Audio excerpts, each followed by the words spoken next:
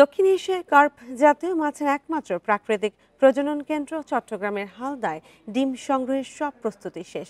এখন ঝড় বৃষ্টির অপেক্ষায় আছেন কয়েকশো ছেলে। ডিম ছাড়লেই তারা মেতে উঠবেন উৎসবে। বিশেষজ্ঞরা বলছেন, এখন পর্যন্ত হালদার ভৌত ও রাসায়নিক পরিবেশ ভালো রয়েছে। বান্ডেল থাকলে প্রতি সেনমানিতে টাকা বাঁচবে। বিকাশ সেনমানি বান্ডেল কিনে জিতুন প্রতি লেনদেনে।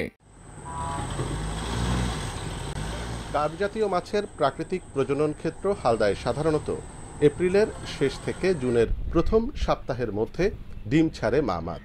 এজন্য মেঘের গর্জনের সাথে থাকতে হয় ঝড় বৃষ্টি। এতে উজান থেকে ধেয়ে আসা স্রোতে ডিম ছাড়ে মা মাছ।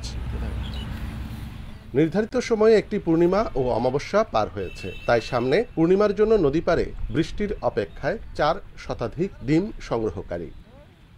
এবারে আমরা মাছের আনাগুনো ভালো দেখতে পাচ্ছি, এই কারণে এবারে ডিম দেওয়ার সম্ভাবনাটা আমি বেশি মনে করি। প্রস্তুতিও আমি মনে করি অন্যান্য বারের চেয়ে খুব ভালো।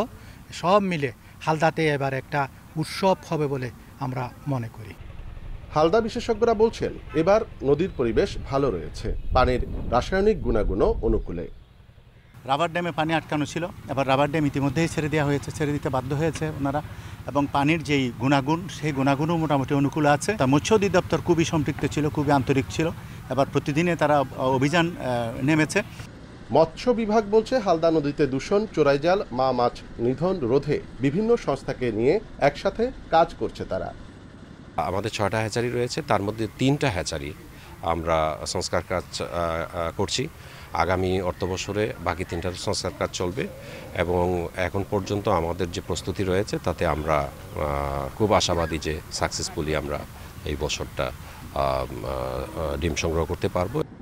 ডিম সংগ্রহ থেকে মাছ চাষের প্রক্রিয়া ঘিরে কয়েক হাজার মানুষ জড়িত, যেখানে প্রতি বছর অর্থনৈতিক সংশ্লিষ্টতা থাকে কমপক্ষে 800 কোটি টাকা। অনুপম শীল, ইন্ডিপেন্ডেন্ট নিউজ, চট্টগ্রাম।